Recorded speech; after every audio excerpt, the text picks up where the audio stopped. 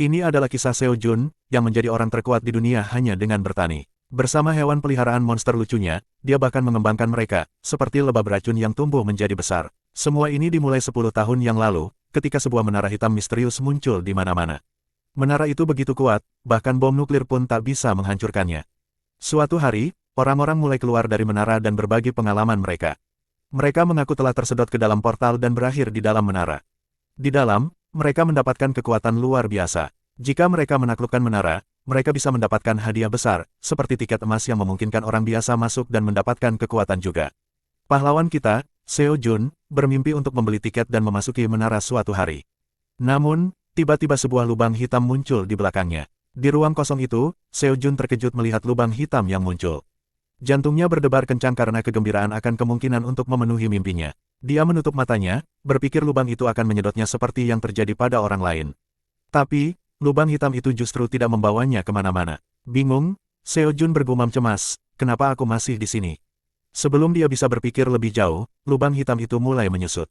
Seo Jun berteriak putus asa, tidak mau menyerah pada mimpinya, dan dengan tekad bulat, dia melompat ke dalam kegelapan. Jantungnya berdetak cepat, dia bertanya-tanya kemana dia akan berakhir. Ketika akhirnya muncul dari lubang hitam, Seo Jun terkejut. Dia merasa bingung dan disorientasi, seperti saat pertama kali tiba di lantai menara. Seharusnya ada lampu gantung mewah di tempat ini, tapi yang dia temui adalah gua batu. Satu-satunya jalan keluar adalah lubang di langit-langit gua. Frustrasi, Seo Jun berteriak, di mana aku? Terjebak dan sendirian, dia sudah menghabiskan sepanjang hari mencari jalan keluar, namun satu-satunya jalan keluar adalah lubang di langit-langit gua. Memanjat tembok untuk mencapai lubang itu tampak mustahil, kecuali dia memiliki kekuatan luar biasa. Saat merenungkan nasibnya, tiba-tiba alarm berbunyi di ponselnya. Meskipun berada di tempat yang asing, alarm itu mengingatkannya bahwa sudah 1 hari sejak dia tiba. Dalam keadaan lapar dan bingung, Seo Jun mengobrak-abrik persediaan sedikit yang dimilikinya. Hanya ada sebotol air, 27 tomat cherry, 10 bawang bombay hijau, 7 ubi jalar, dan beberapa apel. Dia memutuskan untuk memulai dengan makan apel dan menikmati rasa manisnya, memberikan sedikit kelegaan. Kemudian dia menggigit sayuran mentah lainnya dan terkejut dengan rasa dan teksturnya. Setelah menghabiskan 1 ubi jalar dan 5 tomat cherry, dia mulai menggali bagian bawah bawang bombay dan menanam 2 ubi jalar di sebelah kiri dan tomat cherry di sebelah kanan. Tiba-tiba, tanah di bawah kakinya bergetar hebat, gelombang kejut mengalir melalui tubuhnya, menyebabkan dia menggigil kesakitan dan kebingungan. Apa yang sedang terjadi? Seo Jun bergumam sambil mencoba menenangkan dirinya. Kemudian dia memperhatikan cahaya yang mengalir turun dari langit-langit gua, berubah menjadi warna biru yang menakutkan. Matanya membelalak tak percaya saat naga hitam raksasa muncul di langit, gemuruhnya mengguncang seluruh gua.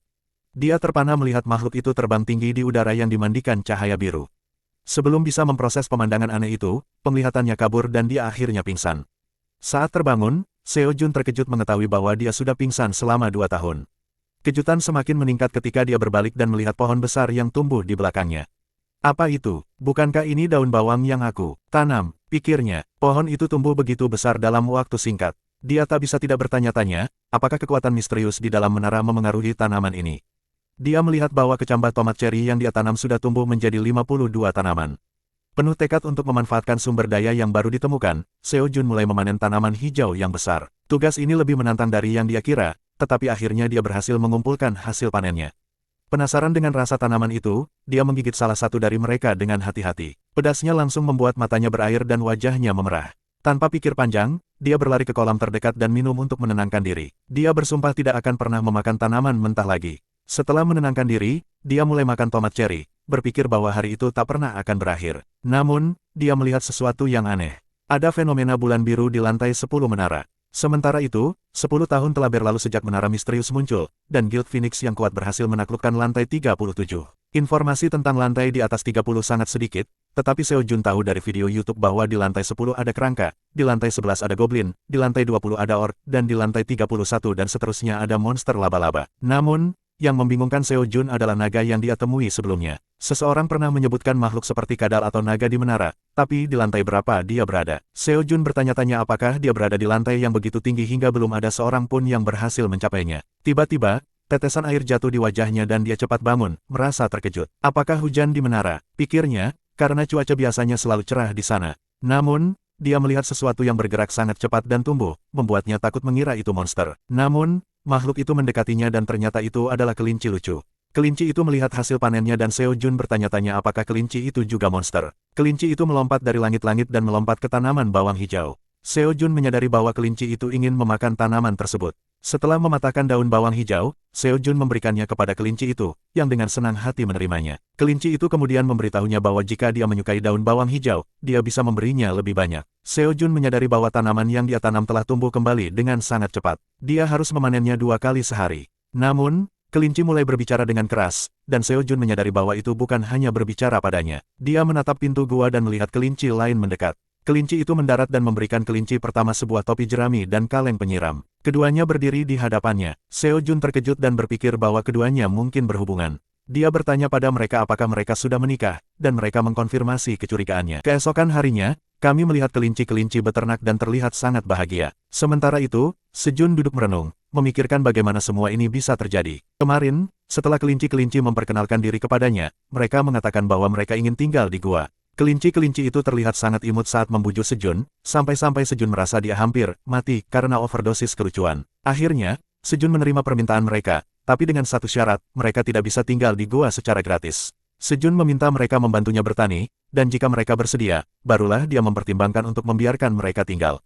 Sejun pikir syarat itu akan membuat kelinci ragu-ragu, tapi ternyata, sebaliknya, tanpa ragu, kelinci-kelinci itu langsung melompat ke arahnya dan memeluknya. Sekarang, Sejun duduk di tempatnya sambil memperhatikan kelinci-kelinci yang sibuk bekerja. Dalam hati, dia merasa kelinci itu mungkin sedang mengendalikannya dengan kelucuan mereka, tapi dia membiarkannya saja. Sejun kemudian bertanya pada kelinci apakah alat yang mereka gunakan itu barang spesial. Suami kelinci ternyata punya kaleng penyiram yang seolah-olah punya persediaan air yang tak pernah habis. Sejun masih tidak yakin bagaimana itu bisa terjadi. Sementara itu, istri kelinci punya kantong ajaib yang berisi semua alat pertanian yang mereka butuhkan. Sejun mengakui bahwa dia merasa iri. Dia berharap punya barang-barang keren seperti yang dimiliki kelinci-kelinci itu. Setelah selesai memanen daun bawang, kelinci-kelinci dengan semangat menunjukkan hasil panen mereka pada Sejun. Sejun menyuruh mereka mengeringkan daun bawang, lalu ia mulai memeriksa tanaman lainnya. Namun, kelinci-kelinci menatapnya dengan mata penuh harap. Mereka meminta sesuatu, dan Sejun langsung mengerti maksudnya. Sejun pun memberitahu mereka bahwa mereka telah lulus ujiannya, dan sekarang resmi boleh tinggal di gua. Kelinci-kelinci melompat kegirangan mendengar kabar baik itu. Mereka lalu berlari ke sudut gua, seolah merencanakan sesuatu. Istri kelinci memberikan sekop pada suaminya, dan tak lama kemudian, suami kelinci mulai menggali. Dalam waktu singkat, dia berhasil membuat rumah kecil untuk mereka berdua. Istri kelinci menambahkan hiasan bunga di pintu rumah baru mereka dan mengajak suaminya masuk. Namun, karena kelelahan menggali dan membangun rumah, suami kelinci hampir tidak bisa berdiri. Sejun mendekati mereka dan memuji suami kelinci karena bisa membangun rumah secepat itu. Suami kelinci tersipu malu dan memberikan jempol pada Sejun. Tiba-tiba, istri kelinci menyentuh bahu suaminya sambil menunjuk pintu dengan gaya imut. Suami kelinci terlihat gugup, tapi sang istri langsung menyeretnya masuk ke rumah untuk menikmati waktu berdua. Sejun mendengar suara-suara dari dalam rumah mereka dan hanya bisa mendoakan yang terbaik untuk suami kelinci. Meski begitu, jauh di lubuk hatinya, Sejun merasa sedikit cemburu karena kelinci punya pasangan, sedangkan dia masih sendirian. Sejun kembali ke tempatnya. Dia berpikir bahwa tinggal sendirian di gua memang membosankan. Tapi sekarang, berkat kelinci, dia punya teman sekaligus sesuatu yang lucu untuk dilihat setiap hari. Sejun lalu berbaring di tempat tidurnya yang terbuat dari daun bawang kering. Namun, tiba-tiba dia merasakan panas di punggungnya. Ia melompat berdiri dan berguling-guling di tanah, merasa punggungnya seperti terbakar. Setelah diperiksa, ternyata penyebabnya adalah botol plastik berisi air yang bertindak seperti lensa pembesar dan membakar daun bawang keringnya. Sejun teringat ilmu dari acara survival yang pernah dia tonton. Dia tahu bahwa menggosok 2 daun kering bisa menyalakan api, tapi selama ini dia selalu gagal melakukannya. Saat hampir menyerah, tiba-tiba ada percikan api kecil yang menarik perhatiannya. Kelinci-kelinci yang penasaran keluar dari rumah mereka dan bertanya apa yang sedang dilakukan Sejun. Sejun meminta bantuan mereka untuk meniup tumpukan daun kering, sementara dia menggunakan botol sebagai lensa. Berkat kerjasama mereka, akhirnya api pun menyala. Sejun sangat senang karena kini ia tahu cara membuat api. Ia melihat daun bawang hasil panen dan memutuskan untuk memanggangnya. Dia membakar satu batang, mengupas bagian luarnya yang gosong, lalu mencicipinya.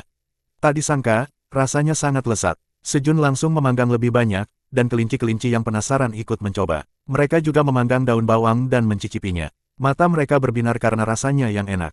Sejun merasa sangat bahagia, karena akhirnya ia bisa makan kenyang setelah sekian lama. Dengan api yang menyala, Sejun juga membuat obor dari daun bawang kering dan meletakkannya di sekitar gua. Berkat cahaya obor, ia bisa menjelajahi bagian gua yang gelap, termasuk area dekat kolam. Saat ia berdiri di tepi kolam, tiba-tiba seekor ikan melompat keluar air, nyaris mengenai wajahnya. Karena lompatannya terlalu kuat, ikan itu mendarat di daratan dan tak bisa kembali ke air. Ini pertama kalinya Sejun melihat ikan di gua. Ia penasaran apakah ikan itu tertarik pada cahaya obor. Rupanya benar, Sejun pun menangkap ikan itu dan memanggangnya. Meski tanpa bumbu, rasanya tetap enak. Kelinci-kelinci yang melihat Sejun makan ikan, langsung meneteskan air liur dan meminta bagian. Sejun terkejut karena ia tak menyangka kelinci bisa makan daging. Tapi karena mereka adalah monster, dia menganggap itu wajar. Beberapa hari kemudian, bulan biru muncul kembali. Sejun menyadari bahwa fenomena itu terjadi setiap 30 hari sekali. Ia mulai menandai hari di dinding gua dengan batu, karena power bank dan laptopnya sudah kehabisan daya. Sudah 61 hari ia berada di gua. Beberapa hari sebelumnya, terjadi hal mengejutkan. Suami kelinci terlihat kelelahan saat membuka pintu rumahnya. Tiba-tiba, sekumpulan bayi kelinci berlarian keluar.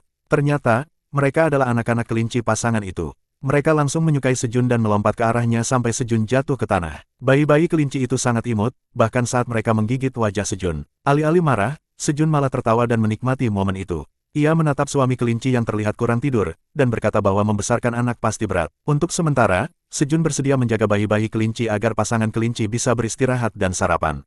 Sambil membawa bayi-bayi kelinci, Sejun mengecek tanaman tomat ceri yang mulai berbunga. Bayi-bayi kelinci bermain riang di sekitar peternakan saat Sejun sibuk memeriksa tanamannya.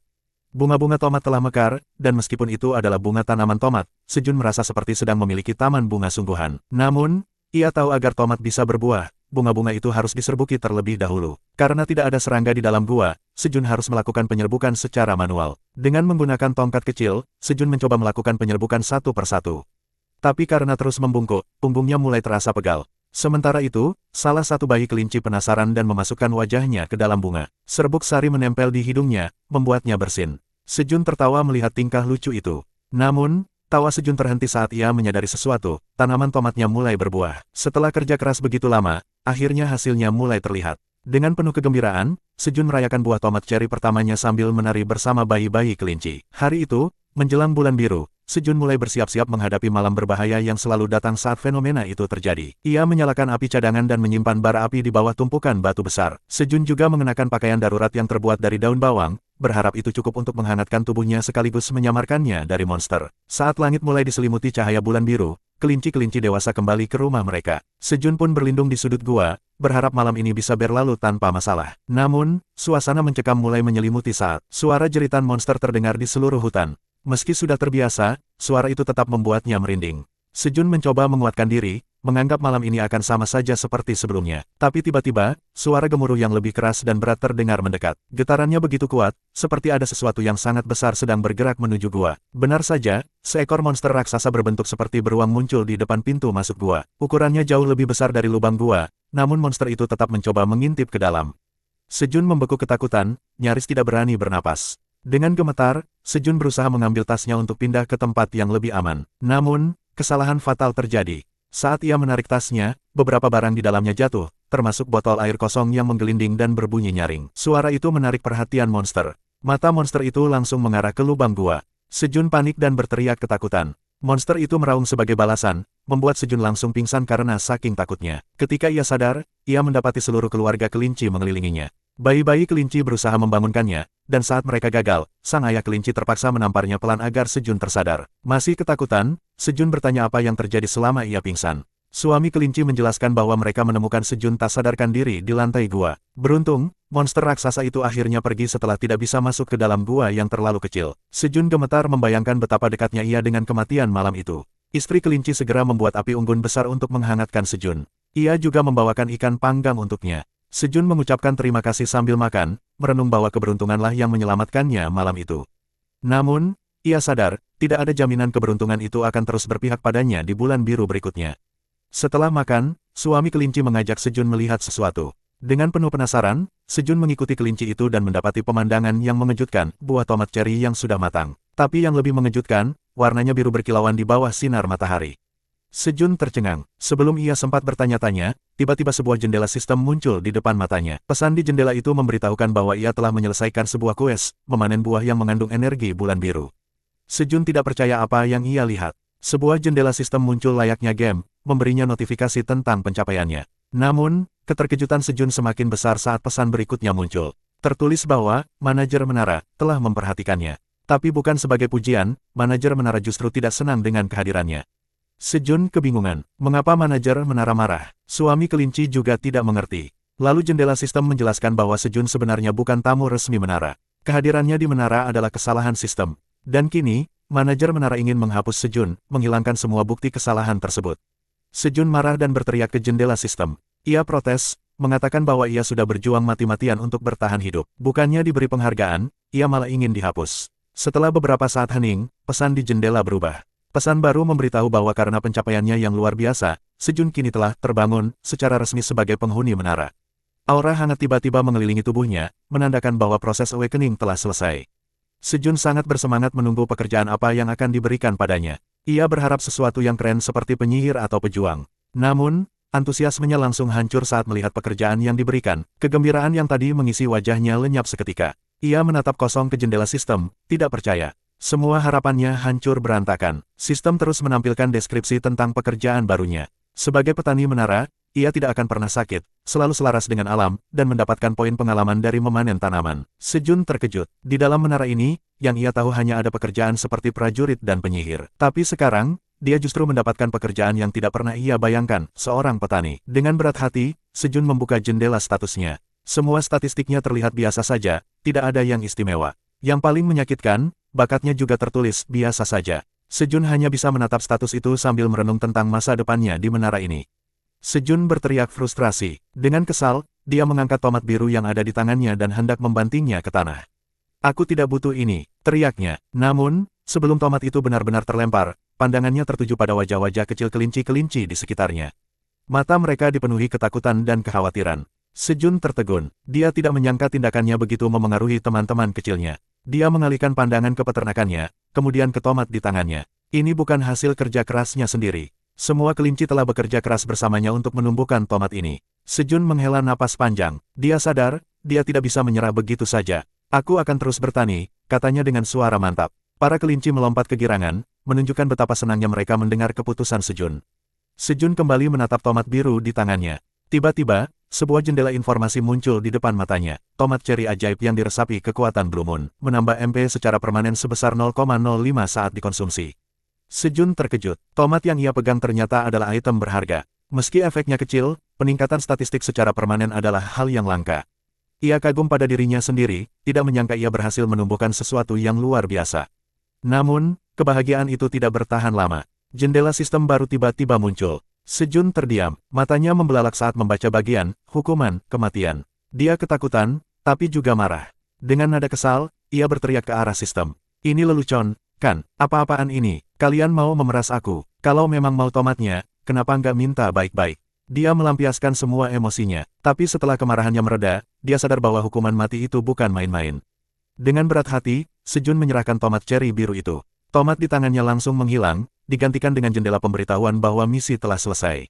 Sejun merasa lega, tapi juga penasaran. Skill seperti apa yang akan ia dapatkan? Saat dia membuka jendela hadiah, keterangannya muncul. Sejun terdiam, dia tidak tahu harus tertawa atau menangis. Setelah mempertaruhkan nyawanya, yang ia dapat hanyalah skill sederhana seperti itu. Ya ampun, ya sudahlah, aku memang petani. Apalagi yang kuharapkan? Menghibur diri sendiri, Sejun beralih ke bagian lain dari gua tempat tinggalnya. Dengan obor di tangan, ia berjalan ke kolam bawah tanah.